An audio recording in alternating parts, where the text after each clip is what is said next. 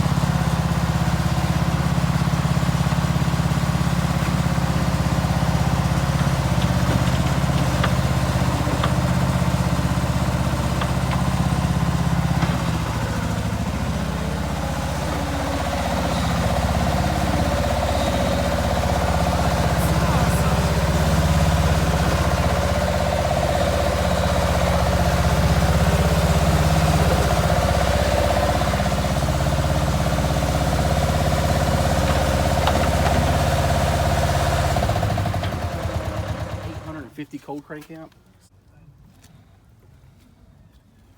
It's a real cool battery, big size.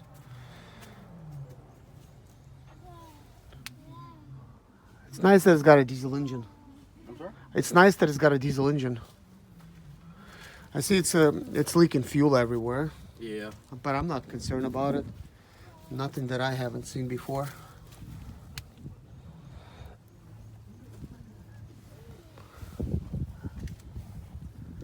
But it's gonna be an exciting little project. So center is the emergency brake that does not work, because I could see there's no cable or something. It's just really loose. Well, it goes straight to the transmission. Straight to the There's no. Oh really? Okay. Yeah. I'm sorry. The bar is still there. It's still attached to the transmission. I don't know if something just. I don't know if the braking plate's gone or what's going on with it. So like the right foot pedal, if I push it forward. Yep. Oh, so that actually worked right there. So it pushes the bucket down. Yep. So with me pushing it this way, now it's gonna raise it up, kind of like a plane taking off. It's like, so that's easy. So this one over here is gonna raise this boom up and raise it down. Okay, so raising it also. Pushing on the back. Pushing back, we'll raise it, pushing it and forward, then pushing forward, lower it. Okay, that's easy. So pushing this forward drives forward, right? Yeah, pushing this forward is going to drive these wheels forward. Pushing this one forward will also drive these wheels forward. You can go forward. Okay, so you need to press two of them together to go forward. Yep. So that's gonna be fine, and then pull both of them back to drive back. To go back. So if you want to churn, you need to pull one to the back and then push one this forward. Yes. If you want to turn around, you need to do the opposite. Push this and then push that, pull that one back. So that's how it is. That's where it gets weak at. Yeah, on that side, Yeah, you know, when you're churning. if you're going forward, you have the power of this one assisting this one, so you can go forward and you can go back. It's just but so see, this here is only going to be useful for those pumps. Yes. So right now they're not useful at all. So that's if I get that. What did you say that one? Auxiliary. Auxiliary grabber. Yep. If you get the bucket that has if you get the bucket that's got the clamps on it right here, then that's where that comes into play. That is cool. Is this something that is all Bobcats have, like just in case you get like auxiliary thing, or some of them they don't have that? Yes. Some Bobcats have it, some don't. That is good that this one has it. Yes.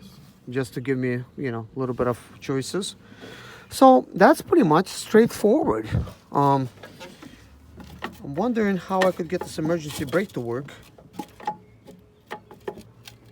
But I guess if you just pull back, like if you're going forward, it's gonna stop anyways. It's just gonna be like, I guess, it's not gonna be that challenging. So definitely gonna be an interesting project. What's up, man? What's up, man? Thanks. Vans out here, don't you? Huh? You got a lot of vans out here. Yes, sir.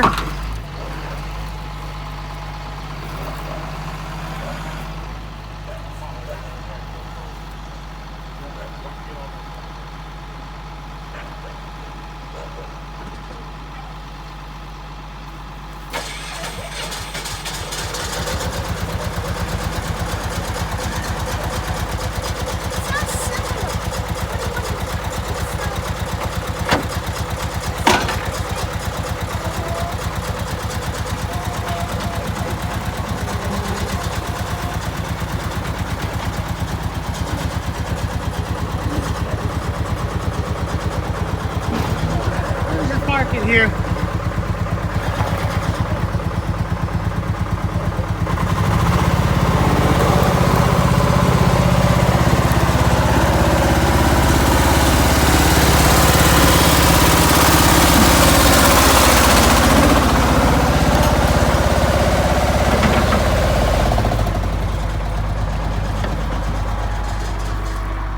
Now that it has been delivered, I test drove it on my property. I'm not too disappointed, and at the same time not too thrilled with the way it's performing, but what can I really expect? It is a pretty old machine. It's a 1987 Bobcat 741, which is a diesel. I think the diesel motor, it actually works really well. I could actually unlock it and show it to you guys a little bit later. It's not important. These things, the way that they steer is they got a left pump, drive pump, you know, for these two tires, and they got a right drive pump, which is right here. All right, so when I was actually buying this, the owner said that this is the part that's bad. I could definitely see somebody try to remove it, and it is bad. And basically, instead of replacing it, they decided to sell it because, you know, it is a lot of money for new ones, like 1,200 bucks. A used one's gonna run you about like 650. One thing I could see, like this hose, I could see. That looks like a new hose. That is definitely good. That one looks like an old hose. This one also looks like a possibly a recent hose. Just looking at the copper, how it's not chafed. I mean, who knows? Maybe even this new. It's just, you know, when they paint over stuff, stuff gets painted. But that's actually, it looks like a really new hose. I think possibly somebody tried to diagnose this issue and they thought, you know what? Let me replace a couple hoses, see if that does it. Well, they did. Nothing worked. So anyways, I already knew that it had the right drive pump. That was a problem. But the thing that I did not know is that you know, is that really the cause? Is it really the right drive pump that is actually not good? Or maybe somebody's trying to just sell me something, just tell me the cheapest part and then here that could go bad. So what do I know so far? Well, I do know when I try to drive this thing, I cannot really drive too good to the right, so it actually, let's see, which way does it wants to steer? Like it actually wants to steer to the right, actually, because the left side of wheels, they're moving really good.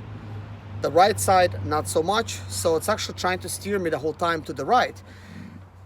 It's impossible to go straight on this thing. So you constantly have to stop and realign yourself and drive, and kind of, you know, especially if you're a beginner, that's gonna be like really, really difficult, because it's almost kind of like well, it's even worse. I kind of thought that's how it's gonna be, like, you know, those remote control cars that you might have got like when you were a kid, that was only turning like one way. When you back up, it would turn and then the wheel would get straight and you could just keep going. Well, with this one, when you're backing up, it's turning a certain way, and when you're going forward, it's turning. So either way, it is always turning. Like, you don't have no option just to go straight. So I kind of thought, well, it's it's not that bad. I guess it's kind of usable, but it kind of is bad because it basically makes these two tires over here on the right kind of useless because they're really not doing anything to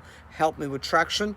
And I was actually trying to right now move some dirt on my fire pit, which I did not record. I just kind of figured, you know what, let me just start with that. That ground is fairly level, that stuff is not that heavy, so let me try to pick it up. So I noticed a couple things. I noticed that when I'm actually driving into the fire pit, right, I just can't bulldoze right through it.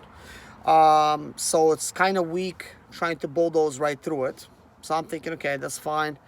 So I just lifted up some, picked it up, and I wanted to basically dump it over top. So I was dumping it over top of it, just testing this thing at home, of course. And then this thing gets stuck. I can't back this thing out. I can't go forward because now I'm right at the fire pit. I can't really go forward. It is stuck towards the back. It was kind of crazy because, you know, I was surprised how weak it is. And it's just like so weak. Like it just does not want to go. Like I'm thinking, whoa, these things get stuck. I heard that it is definitely a good idea to get the one with the tracks. I didn't. This is got some new tires on it. Definitely does not have no tracks. But the good thing is you can put tracks over top of tires.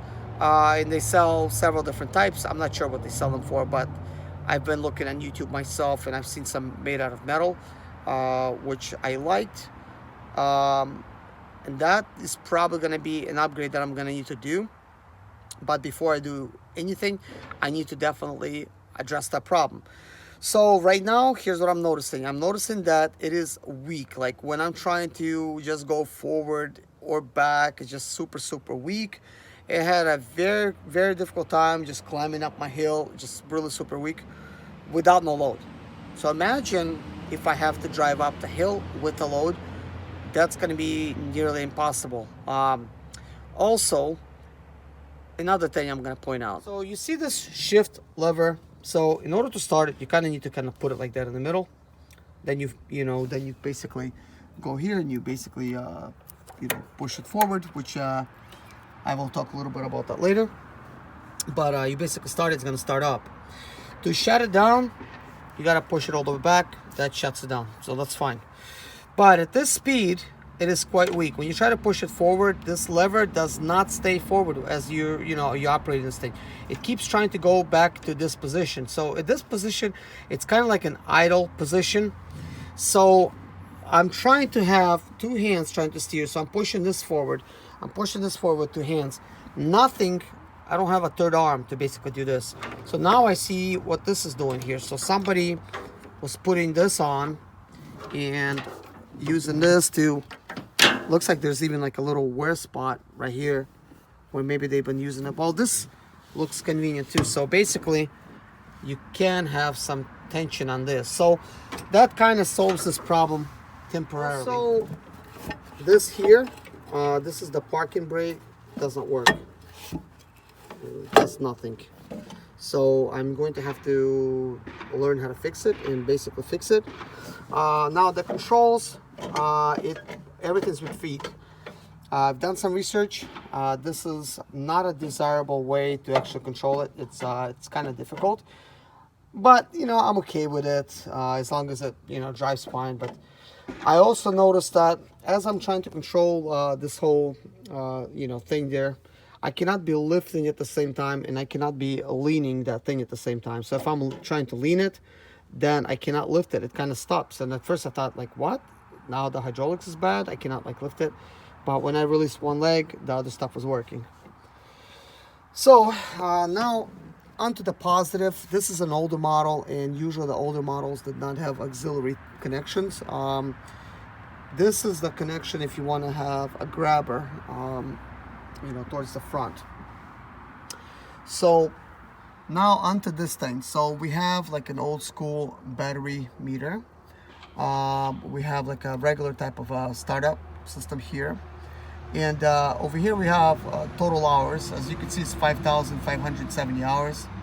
Well, it's no longer working, so that is that. We have some of these things here. I'm not sure what they are. This looks like almost like a thumbs up, and I don't know what that is. So we got the fuel gauge. I don't know what this other thing is.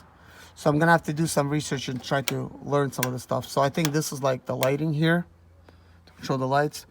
Whatever this is, I don't know what this is. So that is that. Looks like there's some kind of auxiliary little plug-in, which is not important right now. So let's talk about the now.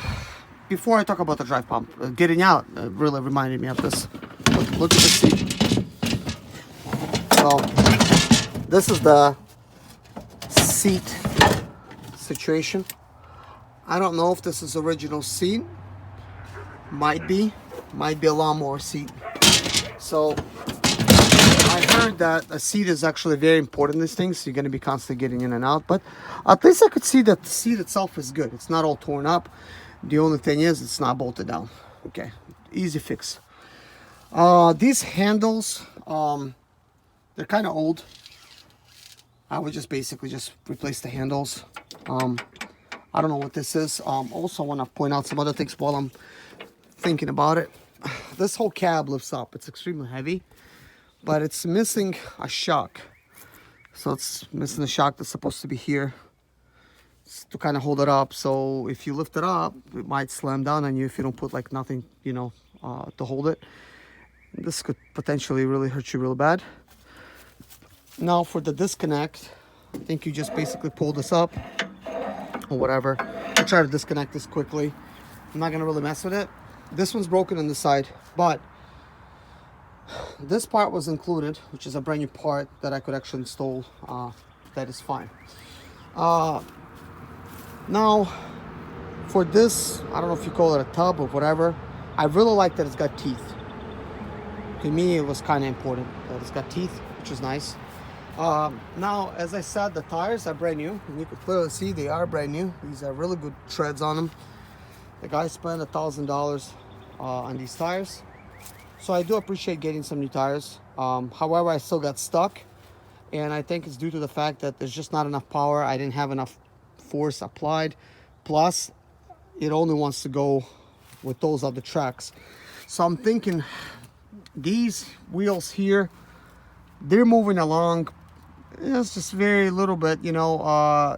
So the other two have to compensate for all the power, and they're working overtime to try to do it. So because these are really not working out. So now let's talk about the drive pump. At first I thought, what are these things? Because I really didn't know nothing about the Bobcats. I know diesels, and this is a diesel engine. So plus it's a German engine, German diesel. So I'm familiar with German diesels. So anyways, this drive pump here, it's really simple to remove. There's 4 bolts. Of course, there's a cover here. And normally when somebody removes them, they remove tires. But I got so much room back here. Man, this is more room than I ever had, like working and stuff. So I'll be able to easily get to this pump, dismantle it. And what I'm gonna try to do is I'm gonna rebuild it. Now, what's wrong with these pumps usually? Well, according to my research, seals fail on them, and then they start working really bad. They can't do the job, so they fail. Another thing that goes wrong with these things is people disassemble them, do a rebuild, and assemble them wrong because they don't put no markings. So then a pump cannot do its job. It cannot really pump the fluids, so it's just not going to work. So I think potentially somebody tried to rebuild it, possibly rebuilt it wrong. I would even think it probably has like new seals. So I think I'm gonna have to disassemble it and just see for myself what kind of condition the seals are in. You know, before I hop on the internet and actually buy some parts, because I'm thinking, look, if you do just enough research, you could quickly find videos to rebuild those things. It is not that difficult. At least I didn't think it was. But of course, I'm a diesel mechanic, so it really seems like second nature to me. These shocks here, or whatever, like these hydraulics, I like how they look. I think they're fine. They look okay to me.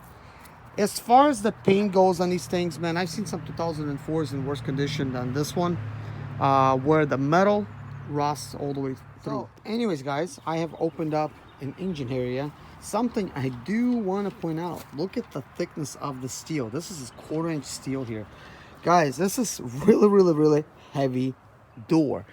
This piece of machinery was like really made out of solid steel. Like that looks like 3/8 thickness possibly on the walls here. That too. So possibly this is why these things, they don't rust out as bad. Now this seems to be cracked, needs to be welded, probably from you know, collisions and stuff. Now all of this stuff in here, it is soaked with diesel. There's a loose bolt. I don't know what that's about, but it's loose towards the top. Also, there's 2 injectors right there, and this is let's see, it's kind of hard to see, but right here, Deutz diesel. This is a German made air-cooled diesel engine that is actually pretty straightforward. There is 2 bolts that unbolt this thing, and just basically pull this thing right out. Now this thing used to be a mechanical fuel pump situation, and now it was converted to like a regular type of electric type of fuel pump system, which is actually much better.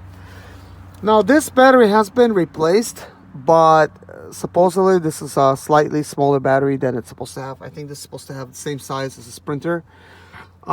This particular engine does not have glow plugs. So it did not have glow plugs, and it had mechanical fuel pump. So when you basically try to start it up, it just, you know, supposed to start. Good thing we live in the south. I'm not going to have any starting issues with that. So it does start up good. That is already a good thing. This got a service schedule here, and you know, several different things. It tells you what kind of model, what kind of filters. So over here it tells you the model 741, 742, and 743. They share a lot of different parts. Especially the 743 model really shares a lot of different parts. The only thing that's going to be different sometimes is the engine, but all the other components is going to be very similar. What I'm planning to do with this is first make it run good. That is the most important thing right now, is you know, make sure at least it drives good and stuff like that. And then I'm gonna, well, I guess the first thing I want to fix is that this right you know, side pump, you know, for the tuning and stuff, so that I could actually go forward. Next thing I want to fix on it is that throttle thing right there. I don't know why, it's just loosey-goosey, you know, so I'm gonna have to really check it out. Now this cab does lift all the way up, so I'll be able to really, you know, inspect stuff. It is really heavy. You know, it's kind of attached right now to something, but this thing is extremely heavy. Just now I tried to lift it, and basically it kind of lifts up here by the very top piece to go all the way up, and boy, it is way too heavy. I can't lift that thing. It's just really solid, which in a way it's a good thing. I think it's supposed to have just a, you know, shock, which would kind of maybe help things, kind of like open up your trunk, but it's just kind of like dead weight. So over here, this is the hydraulic type of fluids that go here, and I was told that it was actually serviced, so it does not need any hydraulic stuff. On the opposite end of it, we got the diesel, which is right here. I also want to fix the seat belt. This seat belt has never been used. Probably it just doesn't work anymore. As far as replacing this shift lever, not that important right now. I do have it, and I don't have any other attachments, so trying to get it replaced is not my priority.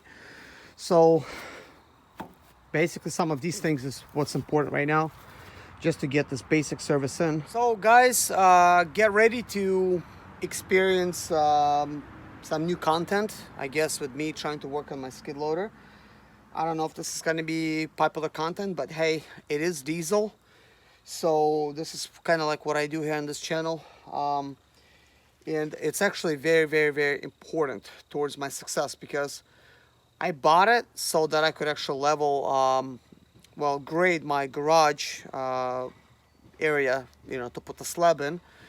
And of course, as soon as I put the slab in, I could have my garage, and it's gonna come in and they're gonna build it for me. So very, very exciting. Once I actually build my garage, I could bring this Bobcat in and I'm gonna do a full restoration on it. I'm just talking about like rust and paint work, and just making sure it runs good. But I think I'm gonna make it look really, really nice. I have a sandblaster, all kinds of sandpaper, and you know, grinding stuff.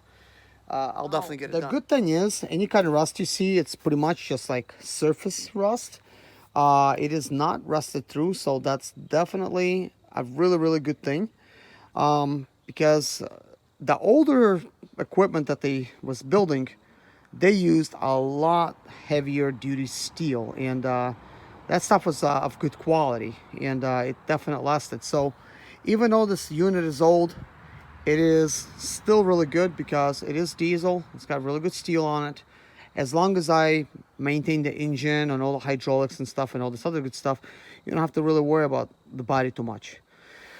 So I think in the next video, what I want to do is I want to focus on removing this drive pump here and really taking a look at it. And hopefully I could rebuild it and I could see exactly what's wrong with it. Wish me luck, guys. So anyways, guys, what do you think in the comments below? Do you know anything about this unit? If you do, feel free to comment below, because you probably know way more than I do. This is definitely going to be a learning experience for me. So what I'm doing to learn on it is I'm doing a lot of Google searching. I'm talking to some people that own these things, and I'm also watching a lot of YouTube videos. Probably the YouTube videos is going to be the ones that I choose to learn from, and it's the same type of platform where I choose to share the information with you guys myself. So as I find new information, I will definitely put this in my videos, and definitely these videos should be helping you or somebody else out there that maybe is looking into buying some of these units, maybe some of these things, you know, to look for. And now, before I leave, some final words. Before I guess I'll leave you guys, I want to leave you with my final thoughts. So I'm pretty sure, looking at this unit, you guys are probably thinking, wow, what a rust bucket. It's definitely pretty rusted. I mean, you might say, well, 1987, very, very old. And you'll be correct. Most people, when they buy stuff, they want stuff to be painted nice and for it to be really, really operational. Well, that is definitely a correct way of buying things. But I'm a risk taker. I try to find a good deal and take that and basically fix it up, save some money, and then I'll have a piece of machinery that's going to look pretty much brand new. It's going to function like one as well, and plus along the way I'm going to learn how to service it. Not only that, I'll be able to help people understand these type of Bobcats and how to work on them, and that is like always my goal. So it's definitely going to be a really interesting type of project. I pretty much agreed to buy this sight unseen. And I really did not do any complaining about it. I paid $5,000 for it, actually. I forgot to actually tell you guys the price. I really did not mean to do that. But I paid $5,000. I know some of you guys might be thinking that is too much. And then some of you might be thinking, where'd you find such a deal? Because I'll tell you this, guys, I was searching and searching and searching. I've looked at auctions. I've looked at Facebook Marketplace. I looked at Craigslist. I looked at government auctions. I've looked at zip.com and, you know, some other places that is really, really popular. Guys, I was seeing some deals that still, you know, had issues with engine for like $8,900 for these old models. Some of the newer stuff was running $12,000 and above. And when we're talking newer, it's like 2004 stuff and a little bit above. And the 2004 stuff, that's not without problems. I've seen a 2004 today. That was a rust bucket. Like, it was just really rusted. You know, it was functional, but like the paneling and stuff, they really rusted through, and that really looked bad. Nothing that's unfixable, of course, but that was a really good deal. I wish I had a deal like that. The guy only bought it for what it's worth in metal, pretty much. So he's gonna really have a nice Bobcat when he actually gets done with it. But this one, I probably paid kind of like a going rate for a used one in this type of condition. Well, with this, I guess many hours on it, at $5,000, more or less. But you kind of have to look at it this way. These tires are literally brand new. They're a month old. This wasn't used. These tires were just installed, and that's it. The truck, this was just sitting. So it was $1,000 in these tires. So technically, I paid $4,000 for this machine. I did get this part for free, which is a $250 part. Unless you get an aftermarket one, then it's like 60, 70 bucks. I did get the hour gauge brand new one for free. And that's about all the freebies that I get. So $5,000 is definitely a lot of money to spend on a machine. But I'll tell you what, guys, I'm a risk taker, and I have taken risks with calculated risks, of course, not like stupid risks like gambling, you know. But some of you might be thinking this is gambling, trying to get a piece of equipment like this, not really knowing what I'm getting into. And you'll be right. But I've done really good with my gambling, you know, when it comes to buying, you know, machinery and stuff like that. I've taken those old sprinters like that, and I've really done really well with them by just fixing them up and, you know, keeping them going. I made some good money and was able to purchase my home for cash, and all of those other sprinters back there. So right now I have like 24 cars here, 8 sprinters. So if I would have not been taking risks, there's no way I would have bought anything. And when I take risks, stuff was breaking down. I didn't have money to fix it, but I had to learn how to fix it. So that actually was good for me because I had no choice but to learn. So learning is always good. Never stop learning. But anyways, enough of my talking. If you're interested in seeing future videos with me trying to work on this thing, then it would be a good idea to subscribe. If you don't want to miss any of these videos, then hit a bell notification, because I don't post every day now like I used to. So next time I have a video out, you'll be able to see what the video is about. And I will find all of these problems with this, and I will fix them. There's no doubt about it. I used to have doubts about myself, but not anymore, because I was actually able to fix a lot of stuff I didn't know nothing about. So, and this engine here, it's just a really straightforward engine. I mean, you could just, like, if there's any issues, you could just pull this thing out. The way it attaches, actually kind of like a drive shaft to the transmission. You just simply pull the sucker out. That's it, and you're done. You could just be over there working on. So very easy, straightforward to work on. Like, for instance, this belt. And I know probably going overboard with me talking, but I think this is useful information. This belt here, yeah, it looks like it needs replacing. There's 2 of them. You know, they're kind of, this one's better than that one. That's really loose. But to replace this belt, you gotta get this bolt loose here and put the alternator kind of like out of the way. And that's how you actually install the belt. And then you kind of pull it back and you adjust it. And I would assume it's not this bolt. It is this bolt is the one you got to remove, and then push the alternator forward, because that is the adjustable one. I'm not really sure if there's anything really physically pushing it back to where you could kind of get it good and tight here, but I could see this got a bad washer here. It should have like a better one to where it holds good, but because that's kind of like loosey-goosey here, I will definitely fix this type of situation.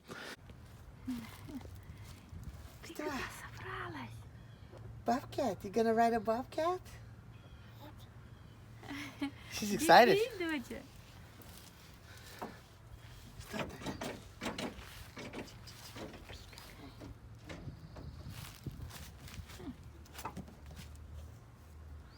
She's interested in that buckle. Oh, no, no. Steady.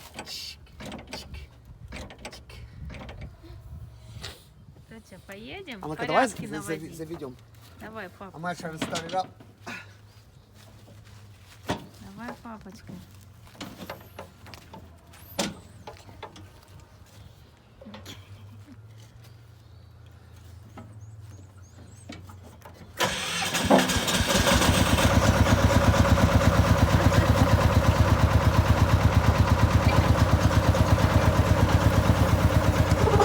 Иди.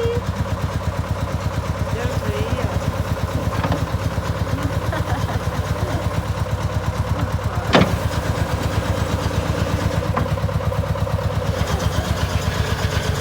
Доченька. Зайна сейчас испугается. Иди.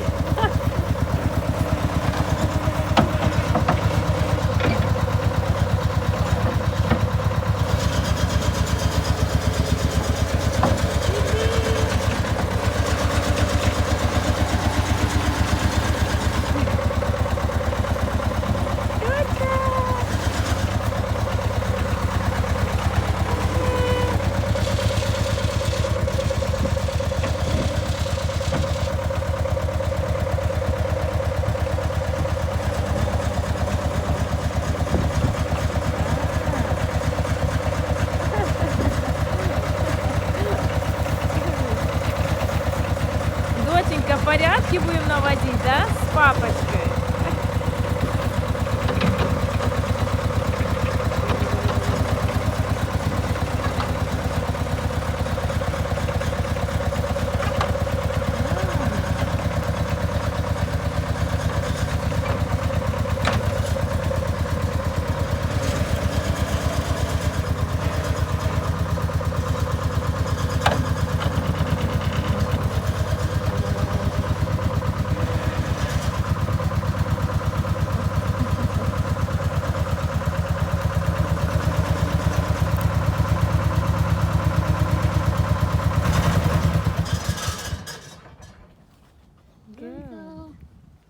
Доченька, понравилось? Ты первая покаталась. Братики еще не видели. Школь.